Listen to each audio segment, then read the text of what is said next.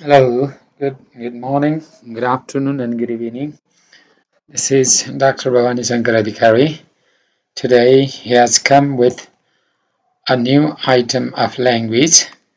It is the title of the today's discussion is about the use of language, using language effectively. It is the topic. So, what are the characteristics of using language effectively? How we can use language effectively? It is based on BVS first year's business English, and there are some of the points I have listed out for business English, how to use language effectively. Using language effectively is one of the best skills for communication. Language plays an important role in the communication process, but the speaker must use appropriate language for effective communication. Effective language is inclusive and it is culturally sensitive and unbiased. It uses familiar words and phrases to impart the ideas effectively to the audience or the learners or the listeners. English is a foreign language for non-native speakers, so it is learned in schools and colleges. Though English has emerged as an important tool of communication globally, for business communication purpose. So it is essential language for today. Without proper and effective use of English language, business cannot be conducted in the world. Now China is in need of English because of effective use of English because of business expansion throughout the world. Chinese goods are there in the world, and without the language using skill effectively, the Chinese products cannot be sold in the world. So, English has been given significance or importance even in China today, though it was not given much importance in the past, right? The following tips are useful for effective English, effective use of English, and for that I have made some of the points. We must use concrete language but not vague one. Concrete language means we should not twist. We must not twist. There should be no vague, unclear form of language. We must use sentence fragment.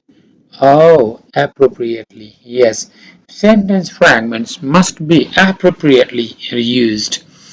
We ought to avoid overusing expression as it is. We should not use all the time it is, it was, there is, and there was. We should avoid, must not use such overusing expressions. We need to avoid dangling modifiers in the language. Dangling modifiers means that modifies the language in a different form and it makes a complex one. We ought to use active voice whenever possible. Active voice is direct, easy, and then it does not give confusion to the listeners. So active voice is required to use language effectively to communicate to one another. We ought to use parallel constructions of the sentences. The sentence structures must be parallel. We must not use only one type of sentence structures, right? There must be combination of different types of sentence structures. We have to place descriptive and phrases as close as to the words they modify. There are descriptive words and the phrases. The descriptive words and phrases must be used quite closely as to the words they modify if they are used to modify the words. We must avoid double negative in a sentence to avoid confusion. We must not use double negative. If we use double negative and the meaning becomes positive. So we must use only one type of negative sentence. We need to use conversational tone. These are some of the tips. What are the technique? How we use the language effectively? Conversational tones. Now, these above mentioned points are some of the techniques of using language effectively. Effective language looks at the various levels of the content. It must be structurally and grammatically appropriate. in all its levels of elements. There must not be grammatical mistake. There must not be structurally mistake. Concrete use of language means to use direct words to give clear meanings rather than indirect one. Concrete language means it is direct use of words. The economic inflation in Nepal was worsening last year. Would be better, right, than to write the economic situation was spiraling out of control. The second sentence is not as concrete as the first sentence is. The first sentence gives the clear concept of economic inflation. Instead of using the word inflation, we must not use in spirating, right? Spiriting. This is not good, out of control. And this sort of sentence makes vague meaning, does not give clear meaning.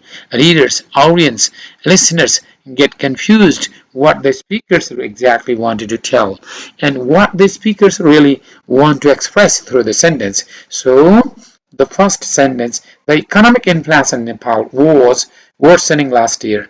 That is better. यस्तो sentence लेख्नु चाहिँ राम्रो हुन्छ त्यो चाहिँ concrete हो. Second one is not concrete one. The economic situation was spiriting out of control. Spiriting out of control भनेको के भने हो त? That is vague. That is not clear. It does not give clear concept. So it must be concrete use of language instead of vague, unclear, right, use of language. Using fragments appropriately means we need to use dependent and independent clause in the proper manner. There are fragments we use, independent and independent clauses. There are two types of clauses. We must not say after the meeting भनेर पुल स्टप दिन पाइँदैन. This is a phrase and this is a fragment and we must not use that after the meeting and as a full stop and that is not a complete sentence. यस्तो भन्नु हुँदैन. But we must write. के चाहिँ लेख्नुपर्छ? We must write after the meeting, give command. They enjoy the cultural show, right? After the meeting, that is a fragment we have placed in the beginning as a phrase, and we have given him command.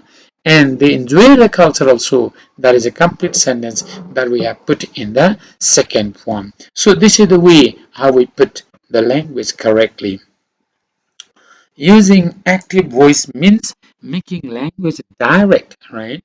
When you use active voice, and that means we are making the language direct. Active voice प्रयोग गर्नु भनेको language direct बनाउनु हो, not to make confusion and without confusion for understanding.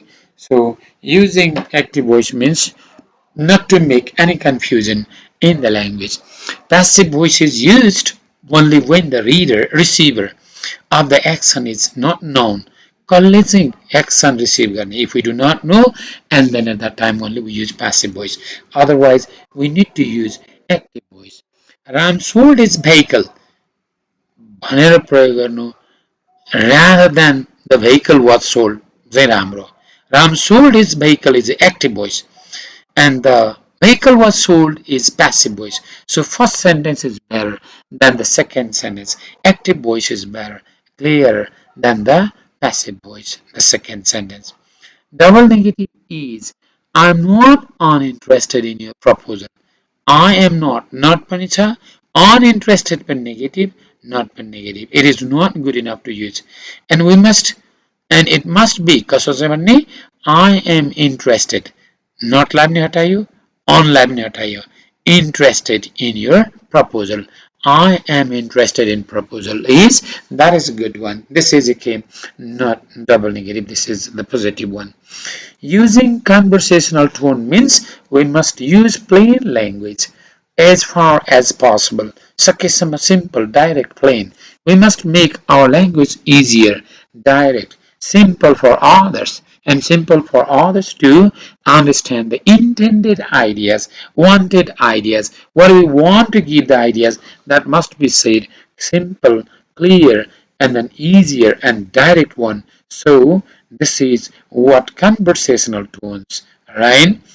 When it must be humorous. Conversational tone means humorous, हाँस उठाउने, funny, and joke. Okay, making lot of joke. Intimate, घनिष्ठ, right, form of language as conversational tones. These are the ideas of using conversational tones. And then effective use of language.